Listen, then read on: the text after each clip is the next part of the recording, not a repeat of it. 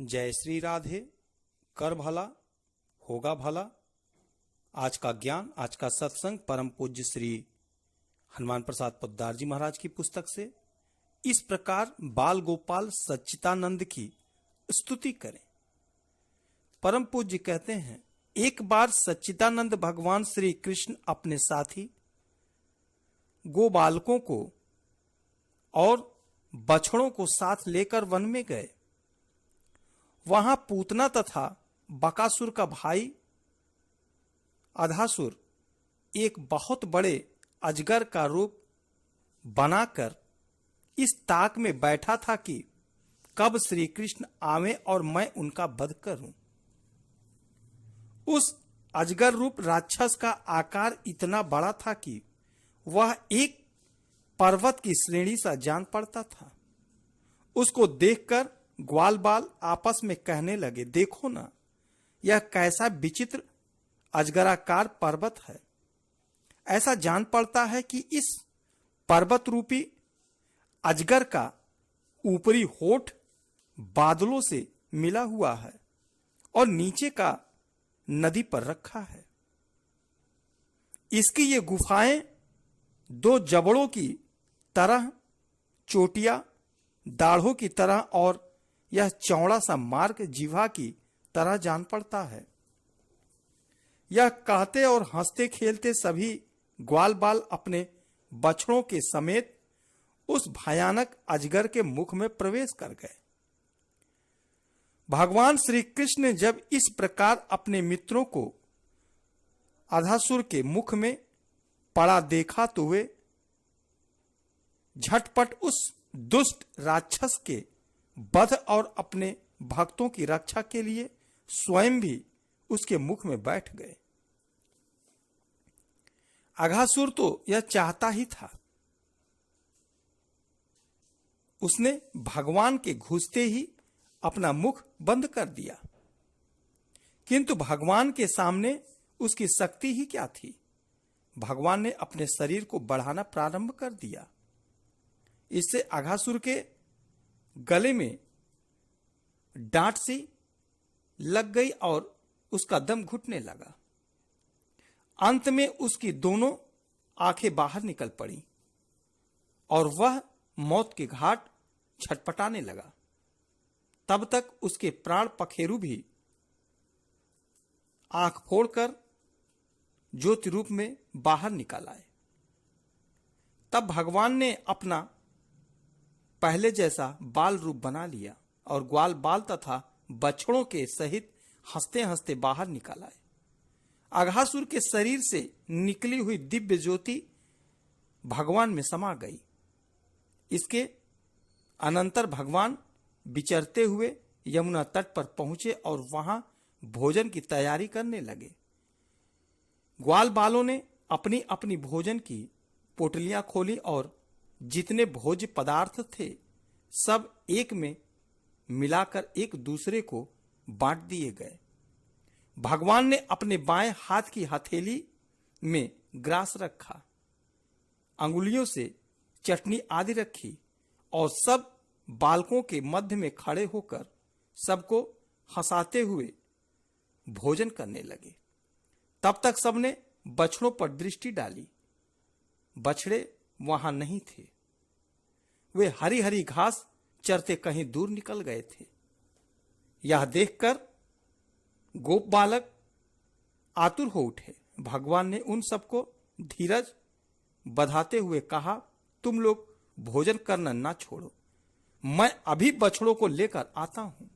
ऐसा कहकर उसी प्रकार हाथ में भोजन की सामग्री लिए हुए भगवान आगे बढ़ गए।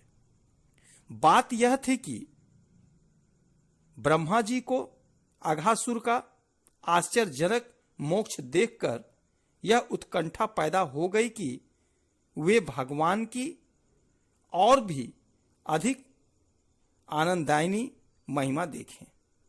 इसी से उन्होंने बछड़े छिपा दिए थे। यहीं तक नहीं, भगवान जब ग्वाल बालों को छोड़कर आगे बढ़ गए तब ब्रह्मा जी ने ग्वाल बालों को भी एक पर्वत की कंदरा में छिपाकर सुला दिया। किंतु ब्रह्मा जी की यह सारी करतूत भगवान से कब छिपी रह सकती थी? जगत प्रतिपालक भगवान श्री कृष्ण ने अपने मन में यह विचार किया कि यदि मैं इस समय ग्वाल बाल और बछड़ों को घर नहीं ले जाऊंगा तो उनकी माताओं को अत्यंत दुख होगा, परंतु यदि ब्रह्मा जी द्वारा चुराए गए ग्वाल बाल और बछड़ों को लौटाता हूं तो ब्रह्मा जी को मोह नहीं होगा। अतः भगवान ने एक लीला रची। उन्होंने अपने को ही उन नाना प्रकार के गोवत्स और गोपालों के रूप में परिणत कर दिया। भगवान ने जिन गोवत्सों और गो बालकों को बनाया वे ठीक उन्हीं गोवत्सों और गो बालकों के समान थे जिनको ब्रह्मा जी ने छिपा रखा था। ये ठीक उन्हीं जैसी शक्ल सूरत वाले, उन्हीं जैसे सजे बजे और बंसी लिए हुए थे। गोकुल में पहुंचकर सब बालक और बछड़े अपनी अपनी जगह पर चले गए। उनके माता या पिता किसी को भी यह भ्रम नहीं हुआ कि वे उनके बालक नहीं हैं, बल्कि भगवान रूप होने के कारण उन बछड़ों और बालकों में उनकी प्रीति और भी बढ़ गई। इधर ब्रह्मा जी ने उस कार्य में अपनी दृष्टि से केवल रस मात्र का समय लगाया था, किंतु उनके इतने ही समय में ब्रजवासियों का 1 वर्ष व्यतीत हो गया। ब्रह्मा जी अपने छिपाए हुए बछड़ों और गोप बालकों को भगवान के साथ देखकर बड़े आश्चर्यचकित हुए। वे सोचने लगे कि मैंने तो उन्हें छिपाकर सुला रखा है, ये उतने ही बछड़े वैसे ही बालक भगवान के पास कैसे आ गए? ब्रह्मा जी ने इस रहस्य को समझने की बहुत चेष्टा की, किंतु वे कुछ भी नहीं समझ सके। उन्हें यह कुछ भी नहीं मालूम पड़ा कि ये बछड़े और ग्वाल बाल सत्य हैं या माया रचित हैं। इस प्रकार ब्रह्मा जी मोह रहित किंतु जगत को मोहित करने वाले भगवान श्री कृष्ण को मोह में डालने के लिए प्रवृत्त हुए थे, परंतु उनको अपनी माया से स्वयं ही मोहित हो जाना पड़ा। मोहग्रस्त ब्रह्मा जी ने देखा कि उनके सामने जितने बछड़े और गोप बालक थे सभी चतुर्भुज मूर्ति हो गए हैं और हमारे जैसे अनेकों ब्रह्म देवताओं के साथ उनका पूजन कर रहे हैं। अब तो ब्रह्मा जी के मोह का कुछ ठिकाना ही ना रहा। वे माया के सर्वथा डूब गए, अर्थात वो माया में सर्वथा डूब गए। इतने में दयामय भगवान ने उनका क्लेश दूर करने के लिए अपनी माया का पर्दा हटा लिया। ब्रह्मा जी की आंखें खुली। उस समय उन्होंने केवल भगवान को ही देखा, बस क्या था।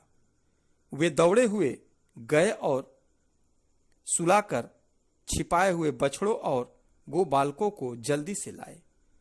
इसके पश्चात भगवान के चरणों में दंड की भांति गिरकर वाणी से स्तुति करने लगे। भगवान के चरणों में गिरकर वाणी से ब्रह्मा जी स्तुति करने लगे।